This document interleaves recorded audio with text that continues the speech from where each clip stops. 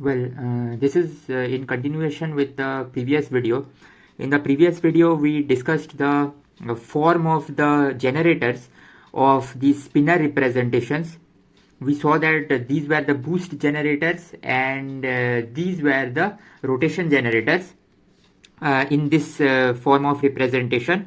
So I remind you, this was the representation that we were working with, and with this we saw that these representation, the generators of these representation, they can be written in using these matrices which are called the gamma matrices.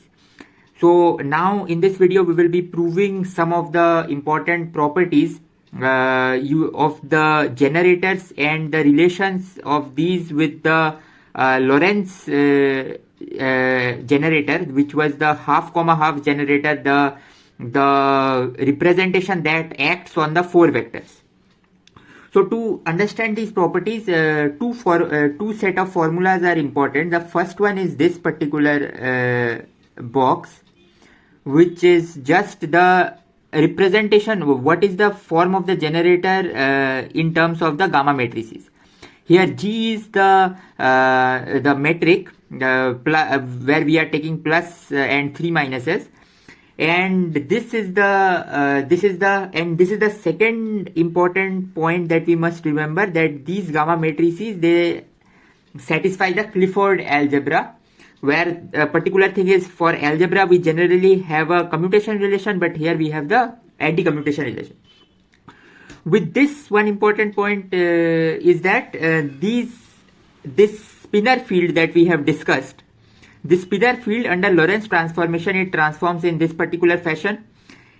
This is the representation, and here we will name this representation as lambda half, and this is the entire transformation. So one more property is psi transforms as lambda half psi.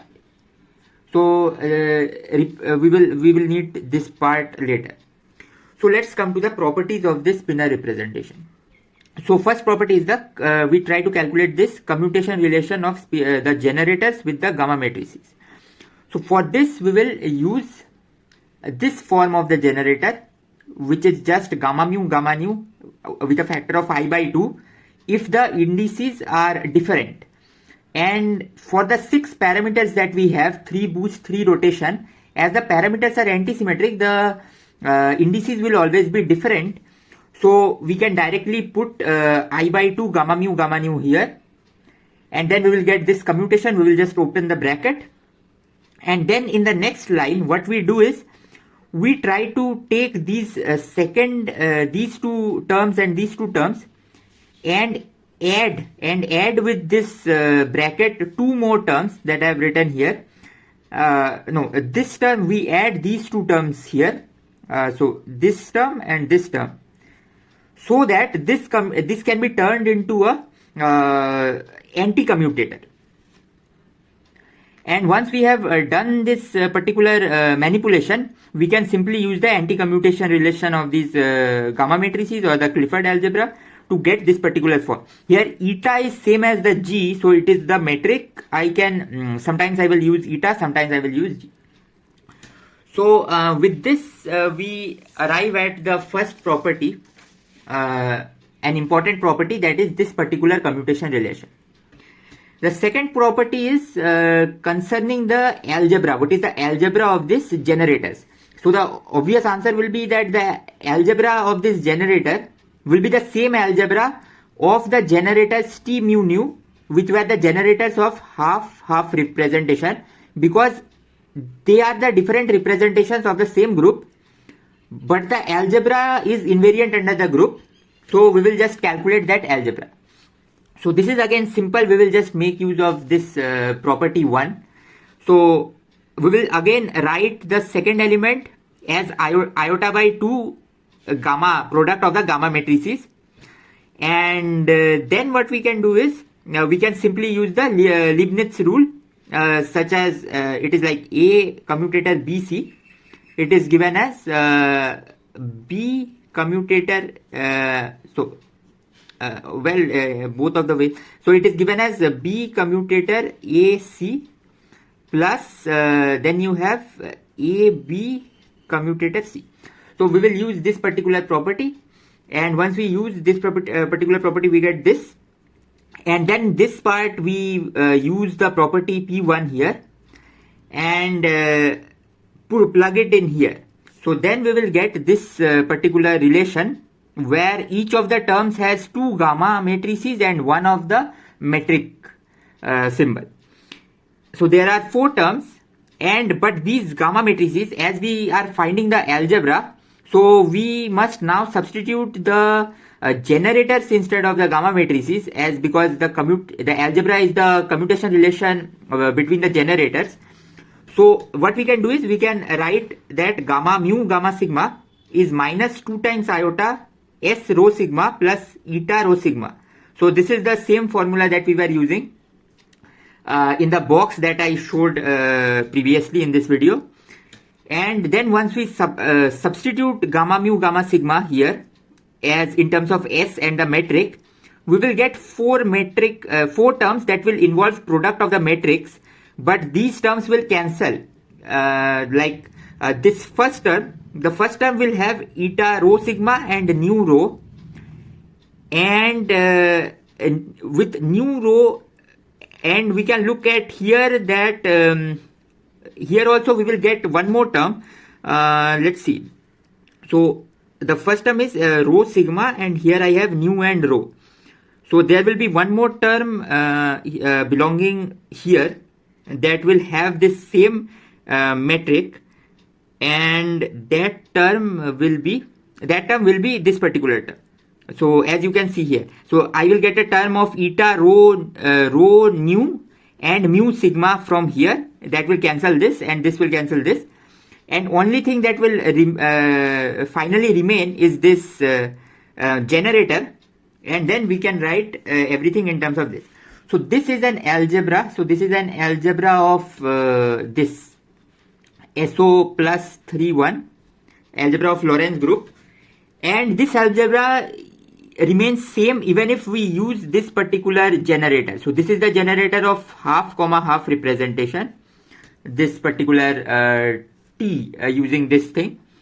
This I showed in one of my previous video, last video. Then what we can do is we can take this generator and contract its index with the gamma matrix. Then we can use this formula, and it exactly turns into the property of P1. So this is an important result. So this contraction with gamma matrix of the generator belonging to half representation or the 4 vector representation gives us a commutator that has the representation of spinor representation. So this is how the spinor representation and the 4 vector representation, they are related.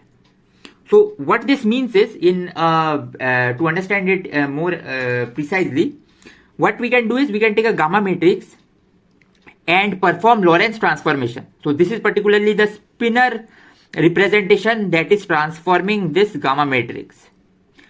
So once we perform this, and why we are doing this will be clear a bit later in the video. So as we perform this, what we can do is we can simply expand these two in terms of the generators S. That means we are just taking the first order term and not including the higher order terms. And then once we are there, we can see that this 3 brackets, they will give us terms which have omega and which have omega square. But because we are working in small omega, we will neglect the omega square term, and so we will get 3 terms. So these 3 terms, these second terms can be clubbed together into this particular commutation relation. We can check that you see this in the commutation relation there is a summation between lambda and rho here and lambda and rho here. So only free index is gamma mu. The first term also has gamma mu as the only free index, and here also we have gamma mu as the only free index. So with this what we can do is now we can use this commutator and we can simply substitute this commutator from here. So doing this, we see that on making a gamma matrix transformation using spinor representation is same as contracting our gamma matrices using the 4 vector representation or the half comma half representation.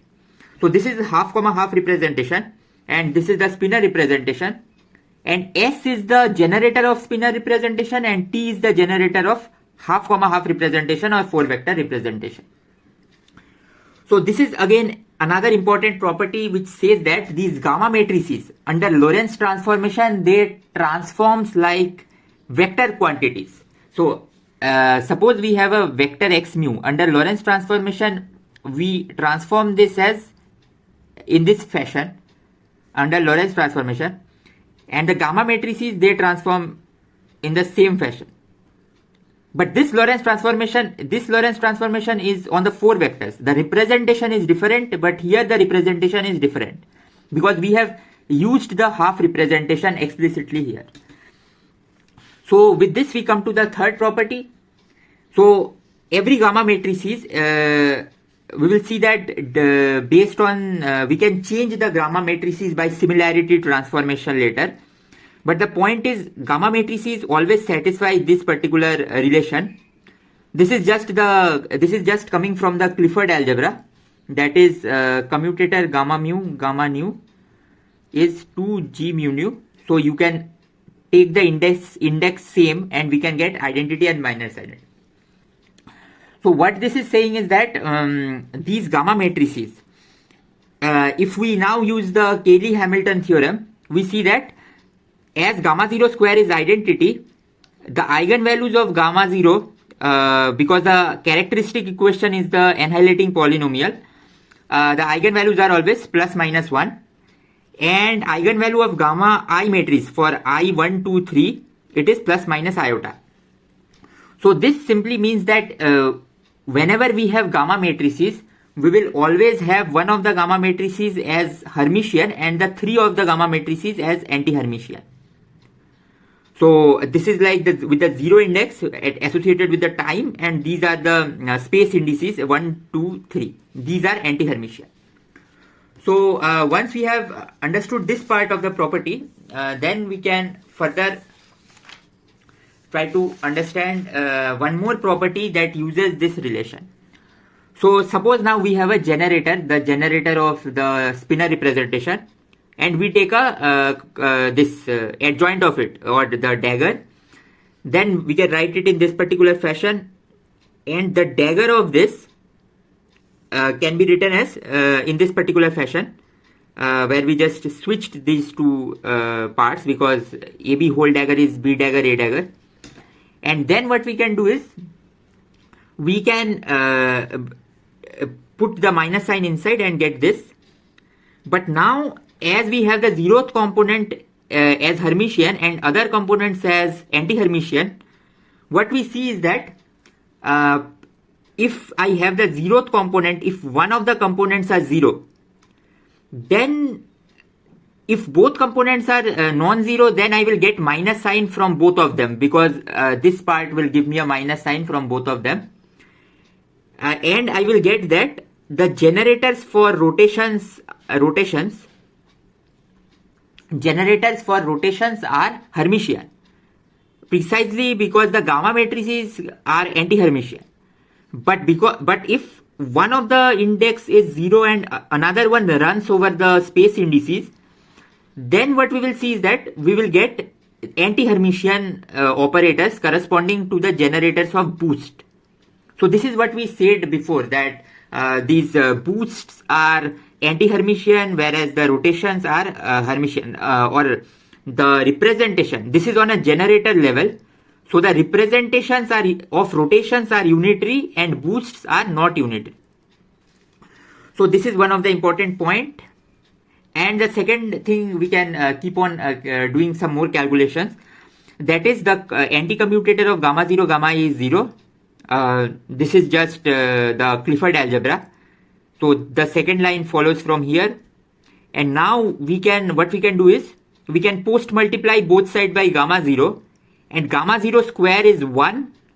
So this will give us this line, and then from here we will use the anti-Hermitian property of the gamma matrices, and finally we can see that this property will be true.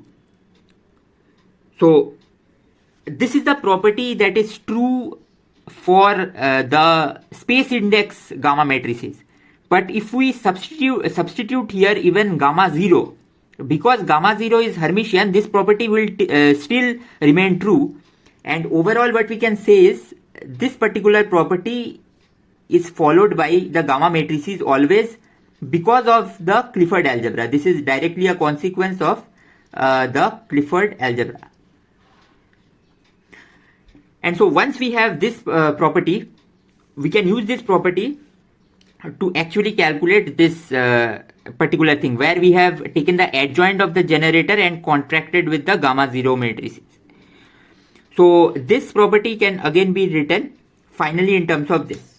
You can check this one line. It just uses this particular property, because gamma mu dagger will be gamma 0, gamma mu, gamma 0. And here also there will be one more gamma 0, gamma mu, gamma 0. But then there are two gamma 0 outside, and gamma 0 square is 1, and that will cancel all the gamma 0s. So then we can use this line. We can use this line to finally write this particular relation. Gamma 0, the dagger of this, this is a representation of spinor, and we have taken the dagger of it, gamma 0. So this can be written in terms of the generators explicitly, and then we use this property of the generators to finally write this thing. So what we have done is, we have proved three things. I have summarized them here. So first property was this, and this property helped us to prove this second one and the third one. So this second one, the second property is a property that relates the spinor representation with the 4-vector representation, and the third property relates the adjoint of the spinor representation with the inverse. So this is the relation between adjoint and inverse, and this is the relation between the spinor representation and the 4-vector representation. These properties will help us create quantities which are Lorentz invariant. So they transforms in such a way that in two different frames. So in two different frames, if we look at the physics must remain unchanged.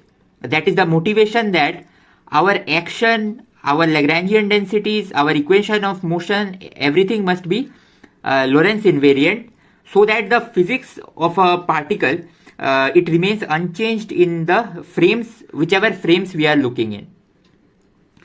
So with this understanding, we can frames means these are non-accelerating, so these are inertial frames. And with this understanding, what we see is that suppose we have psi of x. So under Lorentz transformation, it is a spinor field. It transforms in this particular fashion. Now if we have psi dagger x, then it will just transform with dagger of this. But if we have a new object, that is psi dagger gamma 0, this object was also introduced previously in one of my videos, last to last video, or the video before that. If we have this particular object, this object is called psi bar, then this object will transform with a gamma 0 here, and precisely using the third property, we can convert it in this thing. So we understand now that how psi bar changes under Lorentz transformation. So once we have understood how psi bar changes, so let me write it here. So psi changes as s half. So psi changes as lambda half psi lambda inverse x, and psi bar x changes as psi bar lambda inverse x lambda half inverse. if we have these two things, then it is easy to see that the combination psi bar psi will remain invariant. The form of this will remain invariant. So psi bar psi is a Lorentz invariant quantity. It is a Lorentz scalar because we don't have any indices here. So we have one Lorentz scalar, and Lorentz scalars are associated with the mass terms of the field. And now we need one more quantity which will be a Lorentz vector. And this particular, we have already seen that this gamma mu is a Lorentz vector like quantity. So we can contract gamma mu with del mu, which transforms in an inverse fashion under Lorentz transformation, so that this entire thing remains Lorentz invariant. So this particular quantity is again a Lorentz invariant quantity. So this property is not that difficult to prove. We can try quickly seeing it. So psi bar x gamma mu del mu psi of x. So under Lorentz transformation, how will this change? So first of all, everything will become a lambda inverse. So lambda inverse x, which is the space-time, the coordinate, it is an active transformation. So I will not write these arguments here. So psi bar changes as lambda half inverse, gamma mu remains fixed, and this particular del mu, this will change as inverse of the 4 vector representation. So this will be del nu, and there will be contraction here, and this psi will change again using the spinor representation, that is 1 by 2 psi. But now the spinor representation doesn't talks with the 4 vectors or the 4 vector representation, so it will directly come here, and lambda half inverse gamma mu lambda half will, using the property 2 that we have, we can write it as lambda mu beta gamma beta. And so this came here. Okay, and then the next thing that we have is, there we have a lambda inverse nu mu and del nu psi. Now I can take this 4 vector, this is a 4 vector representation, it will act on, it can multiply with this representation, and gamma matrices will commute because they belong to the spinor, they are related to the spinor representation, and they don't interact with this. So I can write it as psi bar gamma beta, but this is just the identity, so this is just delta nu beta del nu psi. So finally what we will get is psi bar gamma nu del nu psi, and these psi's are evaluated at lambda inverse x. So we see that this is the reason why this entire quantity is also a Lorentz invariant quantity. So given these two Lorentz invariant quantity, we can now with a bit of salt, like with a bit of this is just a jump where we say that we identify the action of the spinor field as this, because this is Lorentz invariant. You can see this part is Lorentz invariant, this part is Lorentz invariant. In essence, the Dirac equation, when it came, it was not from a group theoretic perspective, it was rather from the viewpoint of taking the square root of the Klein-Gordon equation. So in that sense, this is the action corresponding to a spinor particle that can correctly provide us with the Dirac equation. Once we, so given an action and a field, we can write the equations, evolution of the field, which are the Euler-Lagrange equation, and once we see that, those equation provides us with the Dirac equation. So one important point is that this action, the Lagrangian density inside, it is Lorentz invariant. It has been constructed to be Lorentz invariant, and hence the equation of motions will also be Lorentz invariant. So that's all for this video.